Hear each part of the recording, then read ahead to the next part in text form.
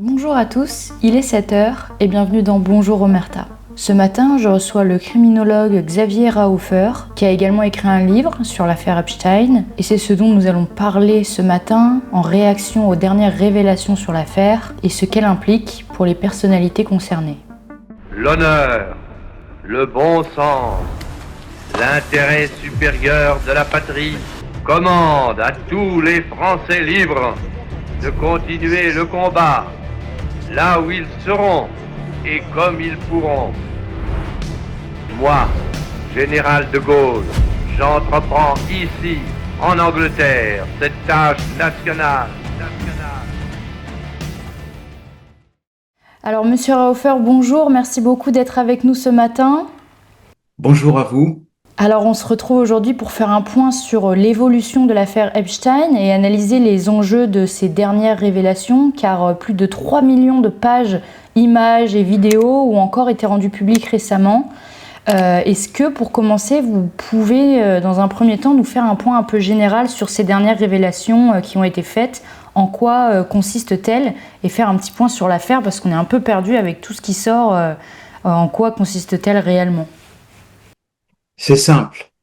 Il y a une affaire qui met en cause des gens extrêmement importants dans la bonne société des États-Unis. Et donc, quand vous ne pouvez pas nier qu'une affaire existe, car là, on a des témoignages par milliers, et au total, plus de 5 millions de pièces de justice. On en a sorti 3 millions et demi, mais il en reste encore au moins un tiers à sortir. Pourquoi? Parce que la justice fait des doubles de tout. Donc, naturellement, dans les 5 millions et demi de pièces au total, il y a beaucoup de doublons, mais faut tout vérifier. Il faut vérifier que des témoins ou des victimes, surtout, ne sont pas présentés avec des photos les mettant dans des positions, après ça, ennuyeuses ou dangereuses pour elles. Donc, il y a un énorme travail. Au total, dans l'affaire en question, qui a duré à peu près 30 ans, 5 millions et demi de pièces. Revenons-en aux fondamentaux. Au départ, vous avez un individu qui acquiert de l'argent, sans doute par des moyens un peu troubles de chantage auprès de personnes, de milliardaires tellement riches que le fait de se débarrasser de quelques dizaines de millions de dollars pour avoir la paix, quand elles sont confrontées à un chantage, représente pas grand-chose. Et donc, avec cet argent, il va faire deux choses, Monsieur Epstein. La première, c'est se livrer à ses pulsions qui l'amènent à recruter toujours plus de petites jeunes filles. C'est Lolita, si vous voulez. C'est des jeunes filles. Alors, il en parle dans des termes extrêmement crus, extrêmement précis. Il les veut pubères, il les veut blanches et il les veut jeunes. Voilà, c'est-à-dire que pour lui, 15 ans, déjà pubère, donc ça n'est pas de la pédophilie avec des nouveau-nés ou des enfants. Récemment, en France, là, tout récemment, on a eu l'histoire d'un père qui avait livré son fils de 5 ans et demi à des monstres. Mais ça n'est pas le cas avec lui. Ce sont des jeunes filles pubères, mais naturellement dans beaucoup de cas mineurs. Et pour protéger ce trafic-là et pour accroître sa capacité à faire chanter des riches et des puissants, il passe sa vie à fréquenter le plus de gens possible, à se faire un réseau social le plus consistant possible, c'est-à-dire qu'il est dans toutes les fêtes, il est aux premières des films, il est dans les réceptions, il est dans les choses. Là, il dit, voilà, je peux vous aider, je peux arranger des choses pour vous, etc. Le milliardaire qui sait pas comment se débarrasser de sa maîtresse, qui l'enquiquine parce qu'elle veut le faire chanter, etc. Voilà. C'est ce genre de situation dans lesquelles, pendant près de 30 ans, il intervient. Dans l'affaire en question, vous avez donc, je vous dis, des gens qui sont mis en cause, et quand vous ne pouvez pas nier qu'une affaire existe, parce qu'il y a des milliers, on parle au total de sans doute plus de 1000 jeunes victimes, c'est-à-dire des jeunes femmes, toujours des femmes bien entendu, mineures ou pas, mais qui ont été contraintes à se livrer à des activités sexuelles, soit moyennant de l'argent, soit contraintes, soit même, dans certains cas, violées. Hmm. Donc, vous avez une situation qui dans tous les pays civilisés, dans tous les états de droit, conduit un individu qui est susceptible de réitérer, de récidiver, car il l'a déjà fait des centaines de fois, qui est capable de l'envoyer en prison pendant 40 ans. Et il n'y va pas jusque pendant près de 30 ans, et à la fin, quand il y va, il meurt dans des conditions suspectes. Alors, que faire quand vous êtes un des riches et des puissants qui l'ont fréquenté de près, à défaut de pouvoir nier en disant mais c'est des sottises, vous allez trop au cinéma, tout ça n'est pas vrai, vous pouvez naturellement embrouiller l'affaire jusqu'au moment où elle devient incompréhensible pour le public qui lit le journal, qui regarde la télé, et pour toutes ceux qui, disons, dans les couches un peu comment dire, éduqués de la population aimeraient comprendre ce que c'est que cette histoire. Hmm. Voilà. Au fond, elle est infiniment simple. Vous avez un individu qui a recruté pendant 3 décennies des jeunes femmes, certaines mineures, qui les a livrées à une vingtaine de personnes, une trentaine d'individus riches et puissants autour de lui. On le sait parce que les divers niveaux de la police et de la justice des États-Unis, la police de la ville de Palm Beach en Floride, le bureau du shérif de la région de la Floride où il habite, la police de l'État de Floride, après ça la police fédérale, le FBI, ont recruté plus de 1000 témoignages de jeunes filles ou de jeunes femmes. Ces jeunes filles ou ces jeunes femmes ont été interrogées séparément, donc ne pouvaient pas se concerter. Évidemment, l'immense majorité d'entre elles ne s'étaient jamais vues les unes les autres puisqu'elles étaient recrutées un par un, et tous leurs témoignages concordent. C'est-à-dire quand on rapproche ce qu'elles ont dit toutes séparément dans une pièce au shérif, au policier, à l'agent du FBI, concordent. Hmm.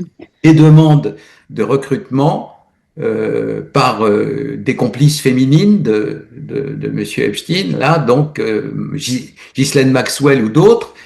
Après ça, le versement de quelques centaines de dollars pour des massages sexuels. Et après ça, le fait, si elles acceptent, d'avoir à recruter d'autres filles et de participer à des orgies, notamment sur l'île en question. Voilà la situation. Et le scandale à l'heure actuelle, il y en a un seul, c'est qu'aucun de ces individus riches et puissants n'a jamais été inquiété par la justice des États-Unis, que ce soit au niveau de l'État ou que ce soit au niveau fédéral. Donc c'est simple, une espèce d'ogre qui disait lui-même avoir besoin de 3 de ces massages ou rapports sexuels contraints par jour, toute l'année, qui payait pour et qui mettait dans la boucle un certain nombre de ses copains. Les copains en question sont des gens riches et puissants. Aucun d'entre eux n'a jamais été inquiété, même entendu par le FBI, par la police fédérale. Et là est le seul scandale. Le reste, c'est de l'enfumage. On va revenir plus tard sur ce manque de condamnation justement, mais avant ça, est-ce que ces dernières révélations dépassent ce que vous aviez déjà dans un premier temps analysé dans votre ouvrage Jeffrey Epstein, l'âme damnée de la troisième culture, concernant notamment justement ces réseaux d'influence et de pouvoir autour d'Epstein, et est-ce qu'on peut officiellement aussi parler d'un réseau criminel finalement? Ça le confirme, ça le précise, mais l'analyse qui a été faite dans mon livre était juste. C'est-à-dire qu'on n'a rien appris qui la remette en question, et notamment, j'avais émis des doutes certains sur le fait que l'individu en question puisse avoir été au service d'espions ou d'un service de renseignement en Israël ou ailleurs, puisque, bien entendu, un service de renseignement travaille pour le compte d'un État et 100% de l'activité d'un service de renseignement repose sur sa réputation. Alors, si vous êtes à la DGSE ou si vous êtes à MI6 en Grande-Bretagne ou au Mossad ou n'importe où, au FSB en Russie, et si vous allez voir votre chef en disant « Chef, j'ai une brillante idée, alors je connais un type, il trafique des petites filles, alors on va le recruter », votre chef vous conseille de prendre 6 mois de congé sans solde et de vous faire soigner parce que, bien entendu, si jamais l'affaire en question est découverte, les avantages que vous auriez tirés des confidences sur l'oreiller ne sont rien à côté de l'explosion mondiale de, vous voyez, le FBI a recruté un pédophile, c'est terminé, c'est sa mort. Donc qu'il ait été vaguement en contact avec des gens dans divers pays pour monter ses salades, financières ou libidinales ou autres est certain, mais donc tout ça est confirmé et 100 fois, mais dès le départ, l'analyse du FBI. Moi, j'ai travaillé à partir de documents de la justice américaine. J'ai pas travaillé à partir de racontars. Je suis un criminologue, j'ai des techniques de travail de criminologue qui me permettent de voir dans un rapport et un document de justice si ça tient la route ou si ça tient pas. Et dès le départ, si vous voulez, le point important, c'est que j'ai tout de suite compris instinctivement, grâce à l'expérience acquise au fil des années, que c'était une affaire qui allait marquer toute son époque. Il y a eu, sous Louis XIV, l'affaire des poisons. Pendant 7 ans, une histoire de femmes intrigantes de la noblesse qui empoisonnaient leurs amants ou n'importe quoi pour récupérer leur argent après s'être fait signer des reconnaissances de gain. Ça a empoisonné, au sens strict du terme, le règne de Louis XIV pendant 7 ans. En France, vous avez eu, dans la Troisième République, avant la Deuxième Guerre mondiale, l'affaire Stravinsky. Vous avez eu des affaires comme ultérieurement, à un degré moindre, hein, c'était moins dramatique, mais quand même les diamants de Giscard. Voilà, il y a des affaires qui, d'un seul coup, permettent à tout un pays de se rendre compte que leurs élites sont corrompues, font des trucs insensés en prétendant être des parangons de vertu et de morale. Vous n'avez pas un jour un dirigeant de la Ve République sous Monsieur Macron qui parle des valeurs pour lesquelles on se bat. Eh ben, quand on soulève le couvercle, qu'est-ce qu'on trouve? Voilà, c'est ça que les Américains ont découvert dans l'affaire Epstein. Alors dans les dernières déclarations, il y a également eu des emails, de nouveaux emails qui ont été divulgués impliquant d'autres figures publiques comme par exemple Elon Musk ou des membres de la famille royale ou des dirigeants politiques. Mais encore une fois, ça reste flou. Alors comment le public et nous-mêmes doit-on interpréter ces révélations à titre personnel et quelles conséquences majeures ça peut avoir aussi sur les personnes concernées? Alors c'est simple. Le pouvoir législatif aux États-Unis, c'est-à-dire la Chambre des représentants et le Sénat, ont voté à la majorité pour que tous les documents de l'affaire Epstein soient mis en connaissance du public de manière à ce qu'il n'y ait aucune espèce de soupçon de magouille, on nous cache des choses, etc. Et là, il a fallu faire un tri, c'est-à-dire que, bien entendu, beaucoup de ces documents parlaient des victimes ou des témoins protégés, et il a fallu regarder ces documents un par un pour gommer la figure d'une malheureuse fille qui avait juste été assaillie sexuellement 30 ans avant ou 25 ans avant, qui n'avait pas envie que son existence de 2025-26 soit souillée par des histoires anciennes que elle avait sans doute eu beaucoup de mal à oublier ou passer par-dessus, etc. En tant que femme, voilà. Donc c'est tout le monde comprend que les documents en question doivent être protégés et petit à petit on les sort. Alors il y a 2 cas qui se présentent. Soit vous avez simplement été en contact à déjeuner, à dîner, échanger des mails avec un individu qui passait sa vie à étoffer son réseau personnel pour se protéger, pour dire plus je suis connu, plus je suis dans la lumière, plus je fréquente des gens puissants, moins je risque de finir en prison pour mes affaires de fréquentation de mineurs, de détournement de mineurs. Le droit français dit détournement de mineurs, corruption de mineurs. Voilà, donc voilà. Et deuxièmement, alors ça c'est par exemple le cas d'Elon Musk. C'est le cas du président Trump, c'est le cas de je ne sais pas, d'individus qui l'ont fréquenté à tout moment. Et là, pour l'instant, on en connaît des milliers et des milliers. Mick Jagger des Rolling Stones, tout ça. Voilà, à un moment donné, vous êtes sur son fichier et puis il vous envoie des mails. Si ça se trouve, vous avez rien demandé, vous êtes là-dessus. Donc ça, bon, ça donne une idée de ce que c'est qu'une classe, une élite qui fréquente des mecs pareils, mais il n'y a aucune espèce de chef d'inculpation. Et puis, vous avez d'autres cas, comme le prince Andrew, frère de l'actuel roi d'Angleterre, ou d'autres qui ont profité des faveurs sexuelles non pas Monsieur Epstein lui-même qui était hétérosexuel, mais de jeunes femmes qu'il envoyait en contact avec les gens en question. Tiens, fais-toi une petite fête avec elle, elle est prête à tout, etc. Et puis après ça, tu me diras comment tu l'as trouvée.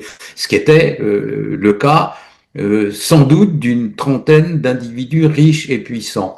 Autre cas important, celui de dirigeants politiques comme Monsieur Peter Mandelson, qui a joué un rôle éminent en Grande-Bretagne et dans l'Union européenne, puisqu'il était commissaire européen, ce dont nos amis à Bruxelles se vantent peu, n'est-ce pas?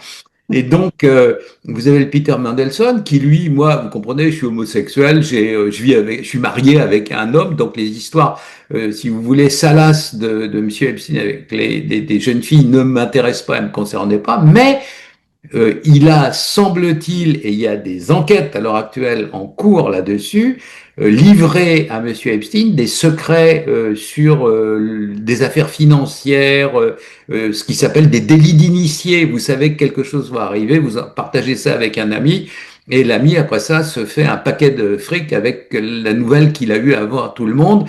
Il y a des affaires comme ça qui sont en cours. Donc, dans les deux cas, vous avez des éléments importants de l'élite. Songez que Peter Mandelson était le numéro 2 du parti travailliste. Le parti travailliste, alors on se pince, on se dit au secours, le parti travailliste en Angleterre, c'est le parti historique de la classe ouvrière.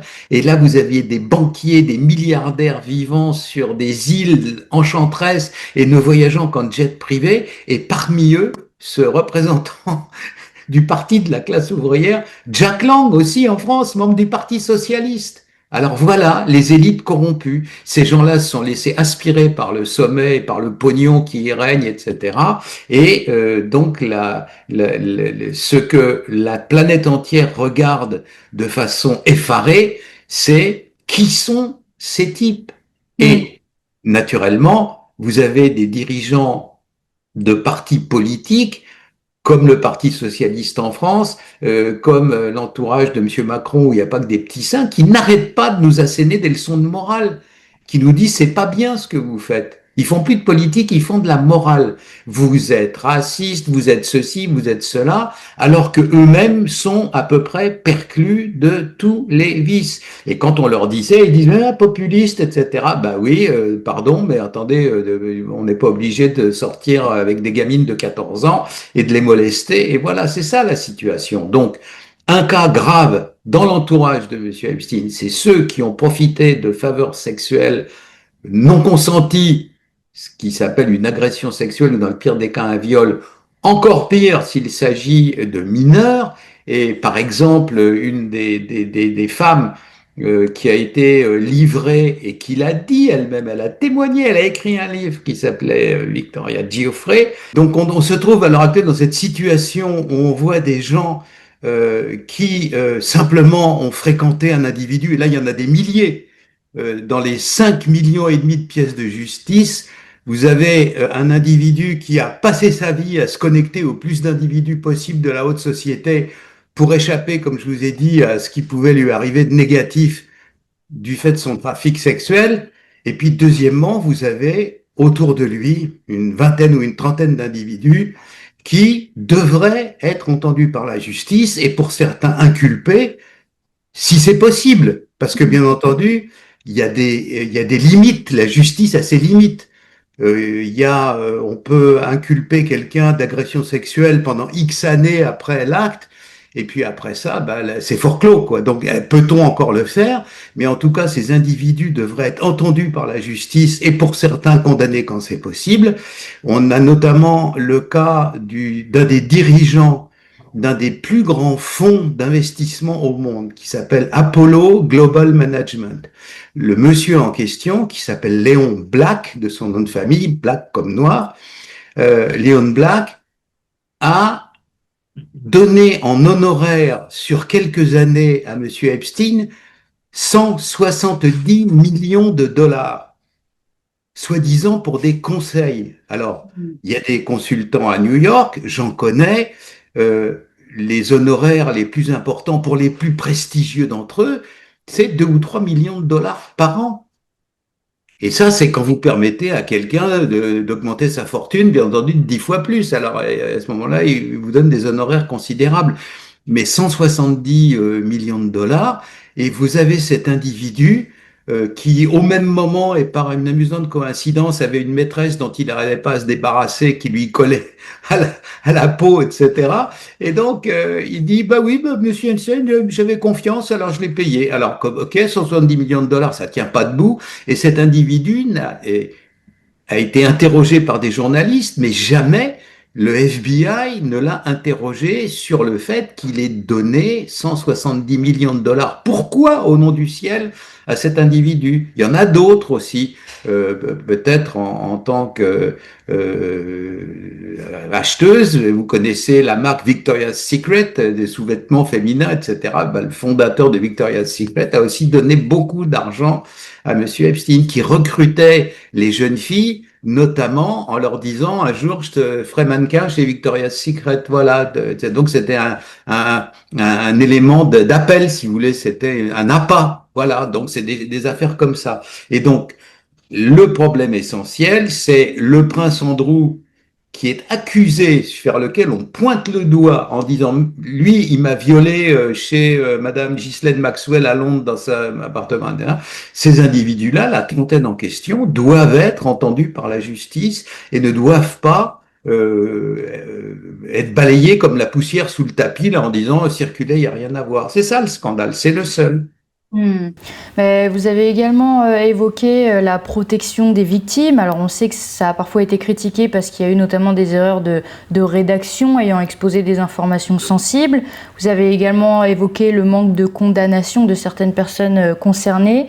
Est-ce que ces éléments, selon vous, sont révélateurs plutôt d'une problématique institutionnelle dans la gestion du dossier, ou est-ce qu'il y a aussi peut-être une volonté politique, enfin un manque de volonté politique à vraiment condamner les personnes concernées et qui délaisse un petit peu l'affaire?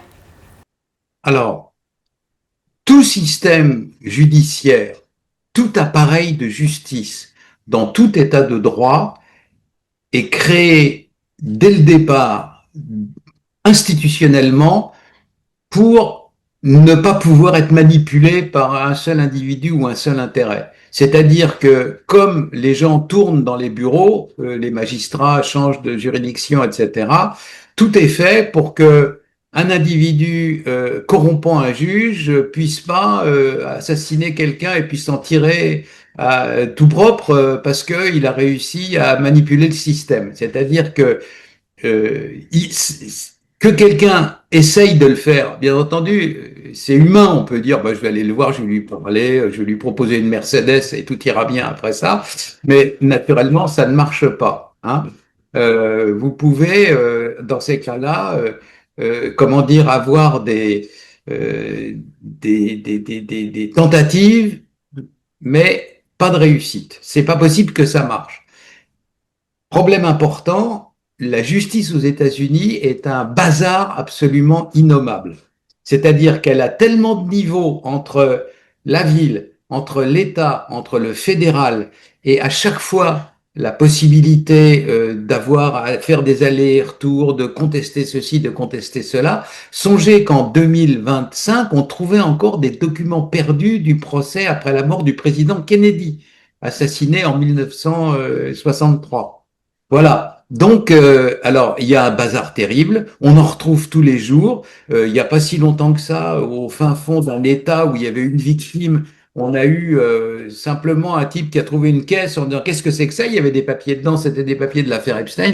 Donc, réponse, c'est le foutoir. L'assassinat de Martin Luther King, l'assassinat de Kennedy. Vous avez donc dans toutes ces situations-là une grande difficulté à y voir clair. Les États-Unis sont un pays de 5 millions de kilomètres carrés où il y a 330 millions d'habitants divisés en 50 États et chaque État a son système législatif différent. Donc pour passer de l'un à l'autre, généralement, dans le meilleur des cas, c'est la pagaille. Et quand c'est une affaire énorme qui tétanise absolument tout le monde, voilà. Donc ça, c'est le problème central. Là-dedans, la vérité oblige à dire, je n'ai aucune espèce d'intérêt ni pour une partie ni pour l'autre, que ceux qui sont mis en cause les plus directement dans cette affaire, c'est-à-dire la grande bourgeoisie de New York, est traditionnellement plus proche du Parti démocrate. Ça, c'est une certitude. Et que tant que les démocrates étaient au pouvoir, M. Epstein n'a jamais été inquiété. Et même, c'est un phénomène, je crois, unique dans toute l'histoire des États-Unis. Le président des États-Unis, c'est le président d'une superpuissance. Il a des journées bien remplies, généralement, du matin au soir. Et Monsieur Epstein a été reçu à la Maison-Blanche, inscrit sur le registre d'entrée. On rentre pas dans la Maison-Blanche comme dans un moulin, vous l'imaginez. Donc il y a un registre qui vous aide, vos papiers, etc. Il a été en audience directe avec le président Clinton, reçu 17 fois à la Maison-Blanche. Ouais. Monsieur Nobody, n'importe qui, quoi. C'est un petit investisseur, voilà. Alors, enfin, je sais pas, aucune personnalité au monde n'a été reçue 17 fois à la Maison Blanche, voilà. Donc, président Clinton était naturellement démocrate, hein, voilà. Donc, ça prouve qu'il y a une singularité, une proximité avec les démocrates dans cette affaire. En plus de ça, quand Monsieur Epstein est-il arrêté à la descente de son avion en 2019, quand c'est le premier mandat de Donald Trump. Voilà. Donc ça, ce sont des faits. Il suffit de regarder un calendrier, ce sont des faits indéniables. Qu'il y ait que des démocrates pris dans la corruption, certainement pas, mais l'appareil d'État démocrate a soigneusement regardé de l'autre côté pendant que M. Epstein faisait son travail. En revanche, dans l'État de Floride qui est républicain, le procureur de l'État qui a accordé à M. Epstein des faveurs extraordinaires pour il risquait 40 ans de prison, alors il a fini par passer un an dans une espèce de cellule dans le bureau du shérif du coin, et puis après ça, il a pu reprendre le cours de sa vie. L'homme en question, qui s'appelait Monsieur Acosta, qui était un magistrat, a fini dans le premier gouvernement de Donald Trump. Donc vous voyez que tout le monde n'est pas blanc dans cette affaire-là, mais essentiellement, les grands personnages qui devraient être mis en examen dans l'affaire en question, ne serait-ce que pour savoir s'ils n'ont pas violé des mineurs et si on est encore dans les délais qui permettent de les inculper, majoritairement sont des gens qui sont soit des donateurs, soit des proches, soit des sympathisants du Parti démocrate dans la ville de New York. Eh bien, Monsieur Raofer, merci beaucoup d'avoir été avec nous ce matin et de nous avoir partagé votre expertise. Je rappelle que votre livre est toujours disponible sur l'affaire de Jeffrey Epstein. On met le lien dans la description de la vidéo et on vous dit à très bientôt. On espère vous revoir sur la chaîne d'Omerta. À bientôt pour des nouvelles criminologiques. Et merci à vous d'avoir regardé cette vidéo. Je vous dis à lundi pour une nouvelle thématique avec un nouvel invité. En attendant, je vous souhaite à tous un excellent week-end. À lundi!